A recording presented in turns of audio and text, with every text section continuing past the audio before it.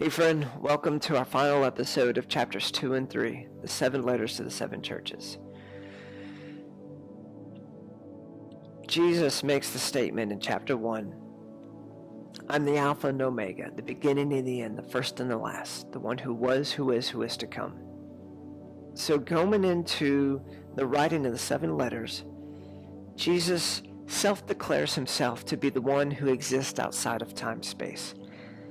So he proves this by putting phrases within each of the 7 letters that will be tethered, you ready for this, to the future historical documentation of each of those cities.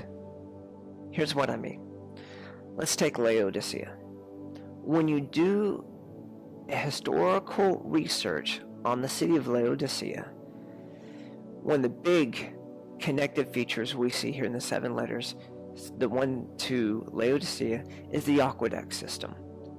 Laodicea was specifically known as the unique aqueduct system in which they channeled the water in a certain way to where one side was hot, one side was cold, and but there was this middle of the road part that they received the water from being lukewarm.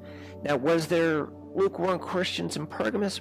Most likely, but the hot and cold statement wasn't given to Pergamum, the church of Pergamum, but rather those who lived in Sardis? No, only the Christians in Laodicea. So you see in Laodicea, Jesus makes this statement of, eye salve. I will provide you eye salve. When you do your research on the city of Laodicea, they were wildly known in the Middle East for the manufacture and distribution of ointment for eye conditions. And so here's Jesus saying, I will provide you eye salve. You see, the one who lives outside of time-space was able to tell them something that will be identified with their city throughout all of the historical documentations of Laodicea. How amazing is that? We see this tethered connection of historical documentation also with Sardis.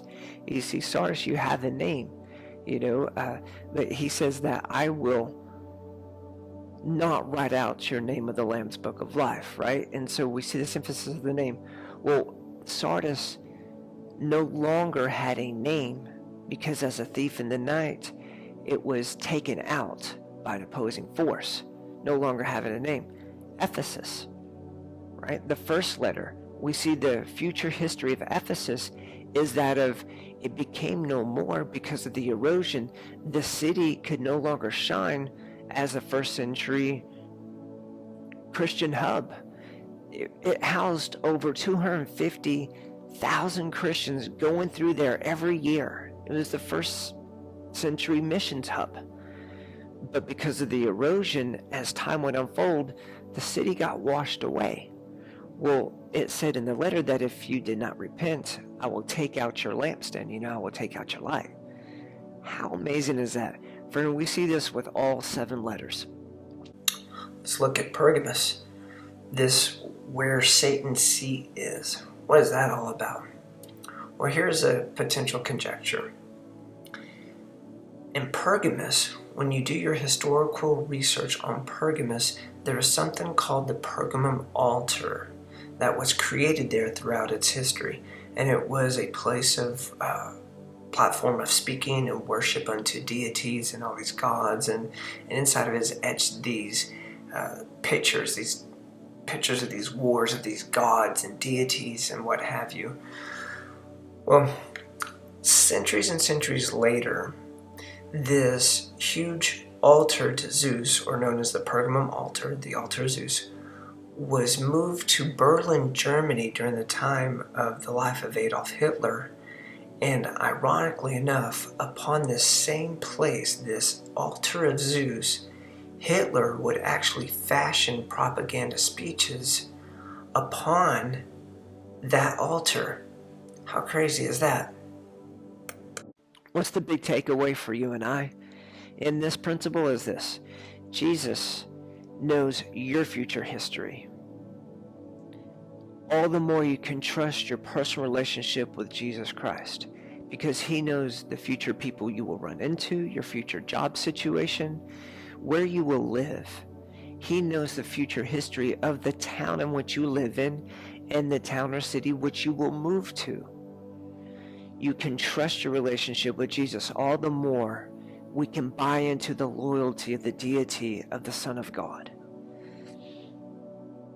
He also, here in the 7-element design, another takeaway that I want to leave you with is, notice Jesus gives the answer to the problem within his nature at the beginning of letters. So what does this mean for you and I? He has the answer in his relationship already ahead of time before the problem even shows up.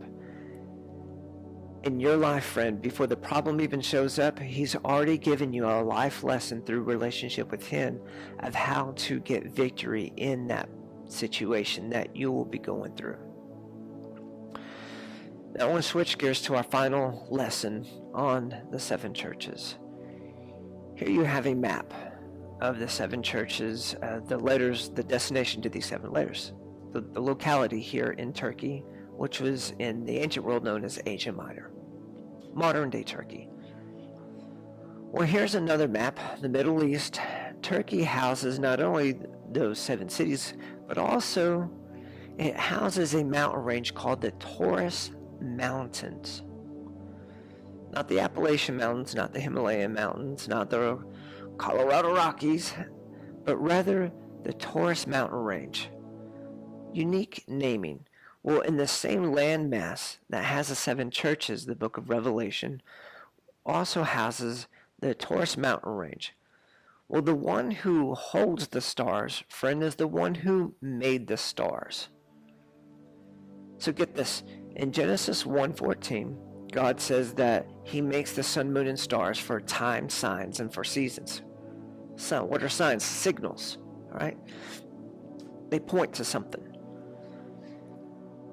In Psalm chapter 19 says that the heavens declare the handiwork of God. They pour forth their speech day and night. They speak to us of things. Well, what do they speak of? Well, Job, in the book of Job, it's recorded where the constellations are mentioned, the Orion and this word Pleiades. The Pleiades is mentioned in, well, where's Pleiades? Well, lo and behold, Pleiades is in the constellation Taurus. And if you look at the constellation Taurus, on the shoulder area is where Pleiades is. Well, if you look on the map and you look at the way the Pleiades is structured on a map in the constellation from the viewpoint of Earth, it's the exact same alignment of that of the 7 churches. How amazing is that, friend? Where's the ox? What's the deal with the shoulder and the ox? Okay, well, Jesus, he is the ox. He is the servant. In Revelation chapter 4, we're going to get to where the 4 faces of the angelic beings that surround the throne, the ox, the man, before I get ahead of myself, you also have there in the ensign of the ox, the servant with the children of Israel as they encamped there in the wilderness. You also have the face of the ox in Ezekiel with the glory of the Lord before the throne. Friend, this is amazing stuff. We're going to get into this a little bit more in our next session together. However, I want to leave you with this beautiful picture of the ox, the servant Jesus. Shoulders in the Bible are idiomatic of responsibilities. What does this speak to you and I? That the Lord takes responsibility of his church in the earth. He says, I will build my church and the gates of hell will not prevail against it. And you are part of the church, friend. He takes responsibility of your life as you trust, and he says, take my yoke upon you, for my burden is light. My yoke is easy. Yoke, oxen. Walk with Jesus. Partner with Jesus in these end times. Dive deep in your relationship with Jesus. He takes you as his personal responsibility.